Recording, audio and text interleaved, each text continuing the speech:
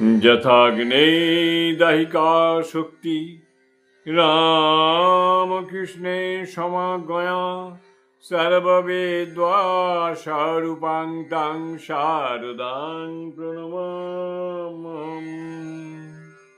শতরূপে সারদা বই থেকে পাঠ চলছে। বিষয় শ্রীরূপিণী, রামানন্দ বন্দ্যোপাধ্যায়। পরবর্তী অংশ। আমাদের প্রসঙ্গ ছিল লোকলক্ষ্মী সারদার ক্যামেরায় তোলা প্রথম প্রতিকৃতি ও তার বৈশিষ্ট্য। বাস্তবিক সারদার এই আলেখ্যটি লৌকিক চিত্রশিল্পের উৎকৃষ্ট সম্পদ। লৌকিক চিত্রকলা যেসব গুণাবলীতে সুসংবদ্ধ হয়ে পূর্ণ হয়, সারদার প্রতিকৃতি সেই সমস্ত গুণ এবং ঐশ্বর্যের সমন্বয়ে পূর্ণ। লোকচিত্রের আসল গুণ ও উৎকর্ষের দিক হল তার সাবলীল সুছন্দ প্রবাহ এবং তার সঙ্গে সরল ভাব ভাবনা অনুযায়ী রেখার ব্যবহার। রেখাই সেখানে আঙ্গিকের অন্যতম প্রধান মাধ্যম। বর্ণের ব্যবহার যেখানে ঘটেছে সেখানে তা রেখার বাঁধনকে ছাড়িয়ে নেয়।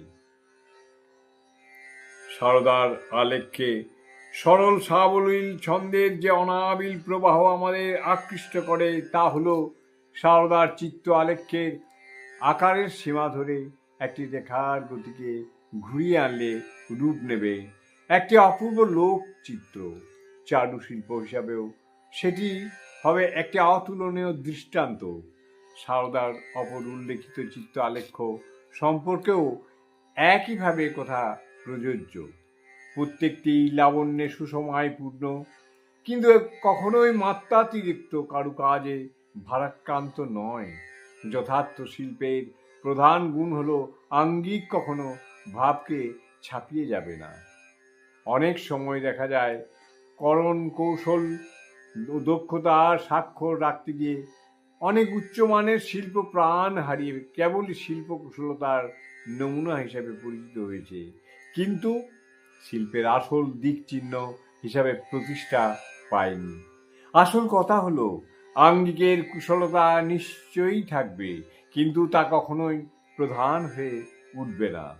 আঙ্গিকের সার্থকতা সেখানেই যখন তা শুধুমাত্র শিল্পের মুখ্য ভাব প্রকাশের সহায়ক মাধ্যম হিসাবে কাজ করবে। শিল্পীর দৃষ্টিতে এই যথার্থ শিল্প ভাবনার সার্থক দৃষ্টান্ত সারদার আলেখ্য। জয় মা, জয় মা, জয় মা।